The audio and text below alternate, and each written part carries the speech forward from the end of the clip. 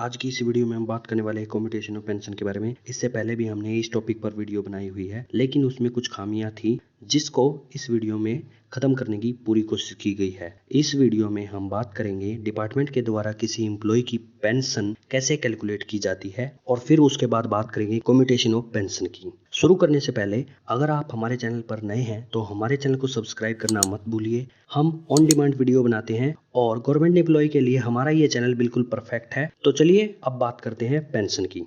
Pension वो monthly amount है जो गवर्नमेंट के द्वारा उस एम्प्लॉय को दिया जाता है जो रिटायरमेंट की कंडीशन को पूरा करता है। इसमें सुपरनेशन रिटायरमेंट, इनवैलिडेशन, वॉलंटरी रिटायरमेंट जैसी कंडीशन आती हैं। सुपरनेशन कंडीशन में 60 एज के होने की वो कंडीशन होती है जो एक एम्प्लॉय अपनी पूरी करता है। इनवैलिडेशन के केस में कोई एम्प्लॉय पर किसी कारणवश डिपार्टमेंट के द्वारा एक्शन लेकर उसकी एक्टिव सर्विस को इनवैलिड कर दिया जाता है, लेकिन उस एम्प्लॉय की 10 साल की कंटिन्यूस सर्विस है, तब उस एम्प्लॉय को भी पेंशन दी जाती है। वॉलंटरी रिटायरमेंट वो होती है जिसमें एम्प्लॉय खुद 20 साल की कंटिन्यूस सर्विस के बाद रिटायरमेंट ले लेता है। हर एक डिपार्टमेंट किसी एम्प्लॉय की पेंशन कैलकुलेट उस एम्प्लॉय के द्वारा पिछली 10 महीने की एवरेज एम्यूलमेंट या 50% ऑफ बेसिक पे, इन दोनों में से जो भी बेनिफिशियल होती है उस अमाउंट पर एम्प्लॉय को पेंशन दी जाती है। 90% केसेस में 50% ऑफ बेसिक पे ही बेनिफिशियल रहती है। अब बात करते हैं कम्यूटेशन ऑफ पेंशन की। तो कम्यूटेशन ऑफ पेंशन में पेंशन का 40% अमाउंट को लेकर एक फॉर्मूले से कम्यूट वैल्यू निकाली जाती है और उस एम्प्लॉय को दे दी जाती है जिसने कम्यूटेशन ऑफ पेंशन के लिए रिक्वेस्ट डाली थी। ये रिक्वेस्ट लिखित रूप में होती है जो कि एम्प्लॉय के द्वारा डिपार्टमेंट को दी जाती है। ये एक लमसम अमाउंट होता है जो उस एम्प्लॉय की पेंशन में से हर महीने अगले 15 साल तक काटी जाती है। इस पीरियड के दौरान डियरनेस रिलीफ उस एम्प्लॉय के एक्चुअल पेंशन पर ही दिया जाता है। कम्यूटेशन ऑफ पेंशन में एम्प्लॉय को अपने डिपार्टमेंट में फॉर्म 1 और फॉर्म 2 भर के देना होता है, जिसमें एम्प्लॉय के द्वारा लिखित रूप में रिक्वेस्ट होती है कि वो एम्प्लॉय अपनी पेंशन का कुछ अमाउंट कम्यूट करवाना चाहता है। जब कोई एम्प्लॉय अपनी रिटायरमेंट डेट से 1 साल के अंदर फॉर्म 1 भर कर देता है तो उसका कोई भी मेडिकल एग्जाम नहीं किया जाता, लेकिन 1 साल से ऊपर हो जाने के बाद उस एम्प्लॉय को फॉर्म 2 भरकर देना होता है, जिसके बाद उसका मेडिकल एग्जाम उस एम्प्लॉय को देना होता है, जिसमें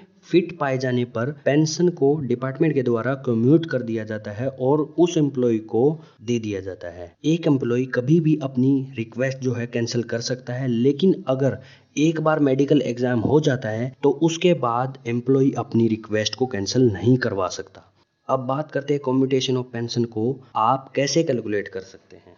सबसे पहले आपको ये देखना है कि आपकी रिटायरमेंट सुपरनेशन पर हुई है या फिर इनवैलिडेशन के कारण या फिर वॉलंटरी रिटायरमेंट के कारण। अगर आपकी रिटायरमेंट एज 60 साल की है तो आपको इस टेबल में 61 साल के आगे की जो वैल्यू है उसको देखना होगा। फिर कम्यूटेशन वैल्यू को निकालने के लिए आपको 40% ऑफ पेंशन का जो भी अमाउंट होता है उस अमाउंट को 12 महीने से गुना करना होता है और फिर कम्यूटेशन फैक्टर जो हमने अभी पहले बताया था 8.194 टेबल में से देखकर उससे मल्टीप्लाई करना होता है। जो भी अमाउंट आएगा वो कम्यूटेशन वैल्यू होगी जिसके लिए आप एलिजिबल होगे। ये अमाउंट 40% ऑफ पेंशन का आपने कम्यूट किया था, वो अमाउंट जब भी आपको मिलेगा उससे अगले 15 साल तक आपकी पेंशन से वो कटेगा। जो भी डेट होगी, जिस भी डेट पर आपको ये अमाउंट रिसीव होगा, उस डेट से अगले 15 साल तक ये अमाउंट आपकी पेंशन से कटता रहेगा। इस पे इंटरेस्ट भी गवर्नमेंट लेती है, लेकिन आपकी पेंशन में से सिर्फ 40% अमाउंट ही कटेगा, क्योंकि ये 15 साल या फिर कहें तो 180 महीने तक कटता रहेगा। तो ये अमाउंट जो है